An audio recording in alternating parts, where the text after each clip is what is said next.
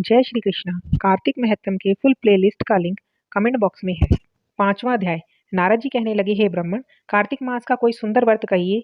तब ब्रह्मा जी कहने लगे, हे पुत्र, विधिवत जो परम पवित्र और पाप नाशक नक्त व्रत करता है वह सौभाग्यवती स्त्री को अवश्य करना चाहिए। नारद जी ने प्रश्न किया कि हे ब्राह्मण, उस व्रत की क्या विधि है और कब करना चाहिए। तब ब्रह्मा जी ने कहा कि हे पुत्र, तुम्हें स्नेहवश यह अति गुप्त कार्तिक मास का व्रत मैं तुमसे कहता हूँ, तुम ध्यान से सुनो। अश्विन शुक्ल पूर्णमासी को प्रातः काल उठकर शौच से आदि से निवृत्त होकर दंत मंचन आदि करके नदी संगम, नदी सरोवर, दबे कुंड, कूप या घर में स्नान करें। व्रत के एक दिन पहले से ही सिर ना धोएं और व्रत वाले दिन विधि पूर्वक स्नान करके पवित्र मन से विधाता का स्मरण करें। व्रत का संकल्प करें और कहें कि हे जगत के कर्ता, आप मेरे पति की रक्षा कीजिए, मेरी संतान की वृद्धि कीजिए। मंत्र पढ़कर सूर्य को प्रणाम करें और सुंदर वस्त्र और आभूषण आदि को धारण करें। दिन के समय भोजन ना करें, ना ही जल पिएं, अर्थात भजन आदि में सारा दिन बिता दें। ब्रह्मा जी कहने लगे कि हे पुत्र, सायंकाल को हमारा पूजन चांदी के पात्र में दूध डालकर करें। सोना, चांदी, तांबा या मिट्टी से हमारी मूर्ति बनाएं, उसको लाल रंग के वस्त्र पहनाएं और विधि पूर्वक हमारा पूजन करें। चांदी के पात्र में रखे हुए दूध को सोने की मथनी से मथें।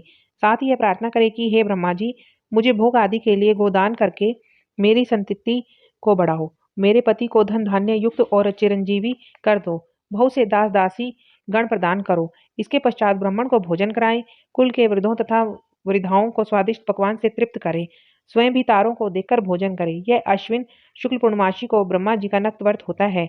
यह व्रत सब प्रकार के पापों को नाश करने वाला है, समस्त मनोकामनाओं को पूर्ण करने वाला तथा ज्ञानी पुरुषों को मुक्ति देने वाला होता है। भगवान जब तब तीर्थ स्थान में इतने प्रसन्न नहीं होते जितने इस व्रत करने से होते हैं।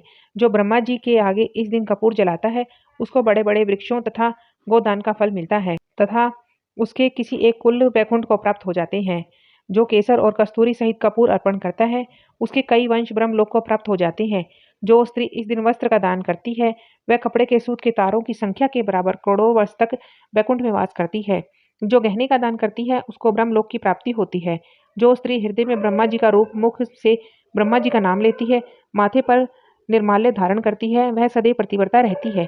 इस प्रकार आश्विन शुक्ल पूर्णमासी को स्नान, पूजन, ब्राह्मण भोजन, वृद्धजनों का पूजन करती है और सायंकाल को ब्रह्मा जी का पूजन करती है और ब्रह्मा जी से प्रार्थना करती है कि हे ब्रह्मा जी, यह व्रत मैंने आपके निमित्त किया है, इसमें यदि किसी प्रकार की कमी हो तो उसे पूरा कर लेना।